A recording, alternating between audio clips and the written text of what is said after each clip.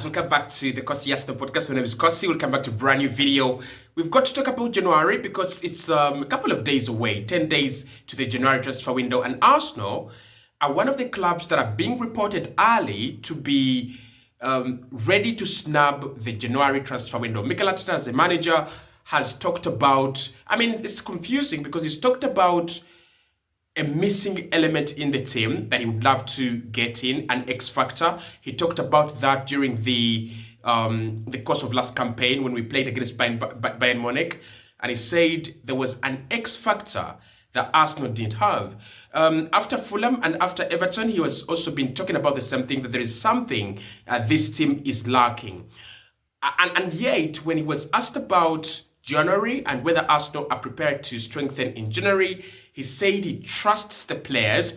He has 100%, and there is a big possibility, as reported by the Telegraph, the Times, and also the Athletic now, that Arsenal might not be big on the January transfer window. So let's dive into it because it comes from a point where I've read that Manchester City are ready to back Pep Guardiola in January should he feel he needs more players. And I think that is the difference between City and that's the difference between Arsenal and all these other clubs. Manchester City have won 6 out of 7 in the last 7 years.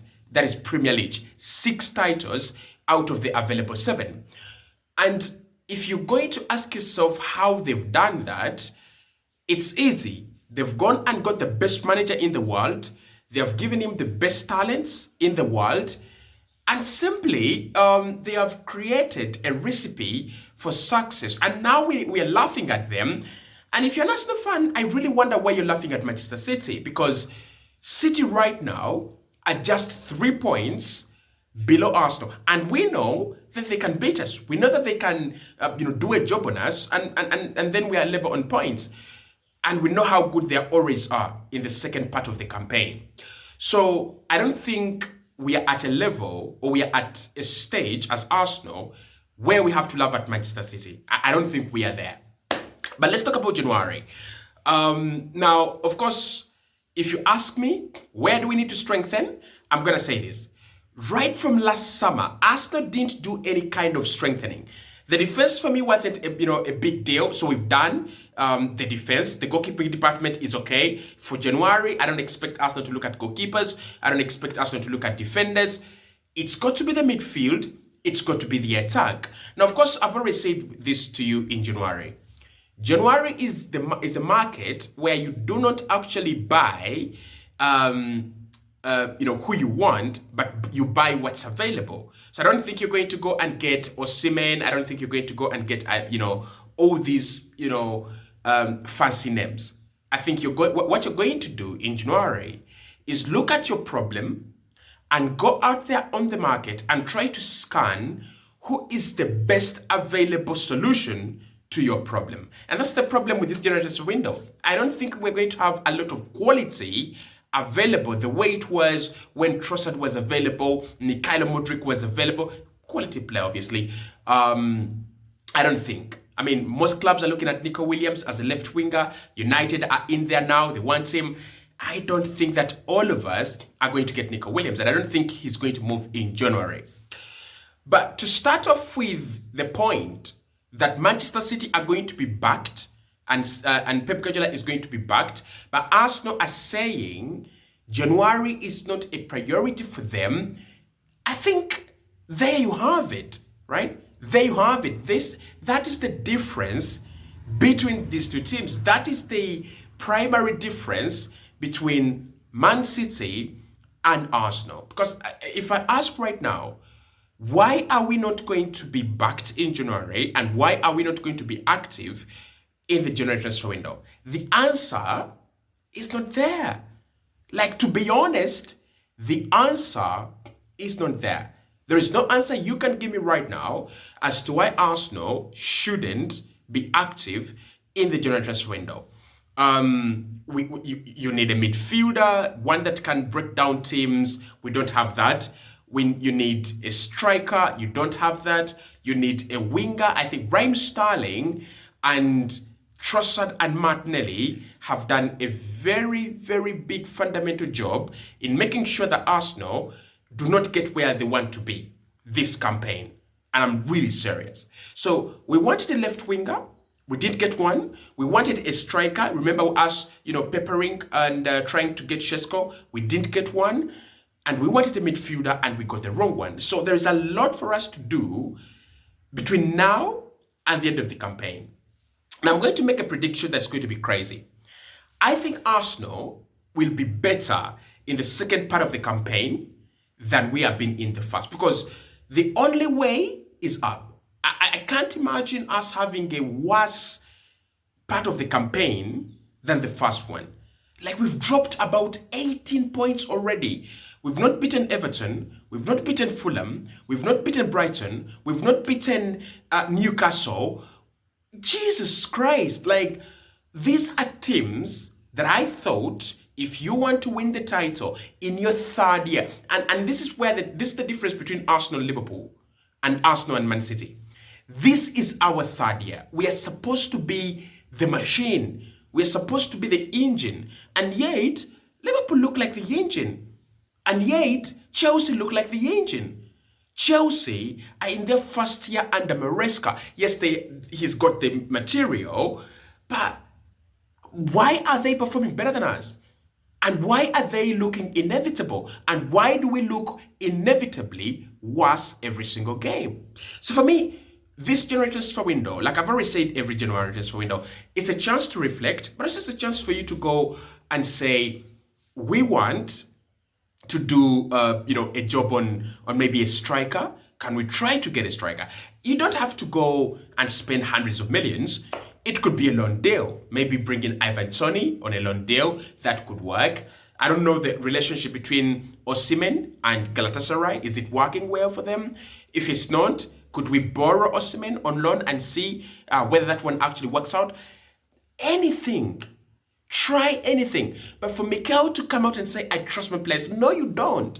Right? And such a very, very bad omen for us that Gabriel Jesus scored a hat-trick against Crystal Palace in midweek. It's such a big omen for us, a bad omen.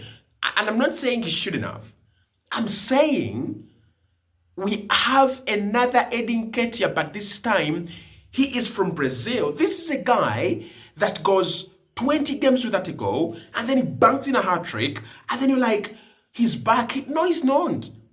No, he's not. There are not so many teams. The only two teams that you're going to get such chances against in the Premier League are Crystal Palace themselves and Tottenham Hotspur.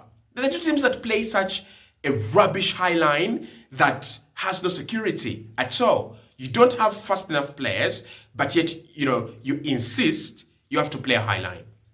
So, Gabriel Jesus is a smokescreen. We've got to get rid of him. Like, there's no question about that. Get rid of Gabriel Jesus.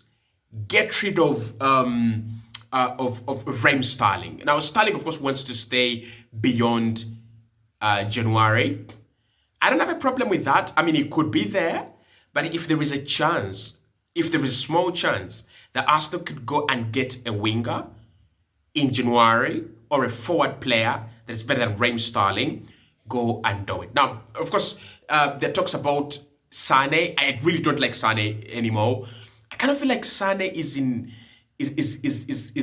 walking towards that stage where Timo Werner is, where Sterling is. Like, players that are just there to fill the squad, Mikel Merino kind, is not going to give you a lot of quality in there. So Arsenal was saying that January is going to pass by and we might not be active. For me, that is the last one. If January comes and we do not act intentional and we don't act serious, I don't know what to say. Like, seriously, honestly, I don't know what to say, because this team knows, and Mikel Arteta knows, we made a blunder in the summer. A blunder that could have seen us on top of the Premier League table if put rightly. If Arsenal had spent 70 million only, just 70 million only, or 80 million only on Victor Gyökeres.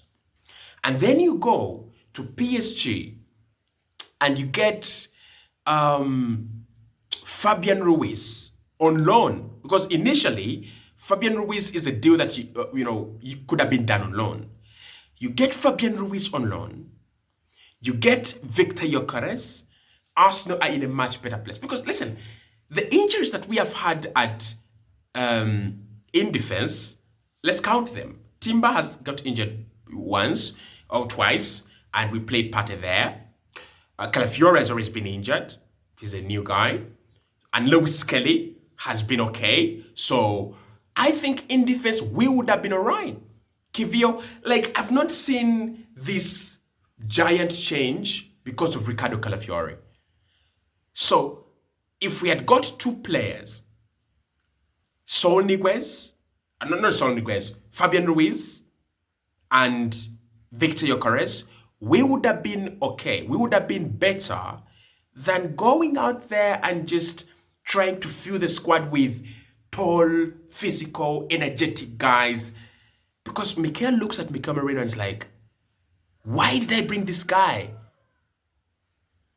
He's not creating, and we are not dominating football games. We are not. So unless we're going to have a season turnaround where Mikel Merino becomes exciting and good, Kai Havertz becomes exciting and good, Calafiore becomes fit and exciting and good, looks like this season is going to be a long one. A very, very, very long one, right? But at the moment, there are also reports that Arsenal are looking at 3 strikers, and we're going to be talking about that one in the next video. Hit the like button, subscribe to the channel as well. Get involved in the comment box below. Do you think Arsenal are right to say we are not going to be spending money this January transfer window?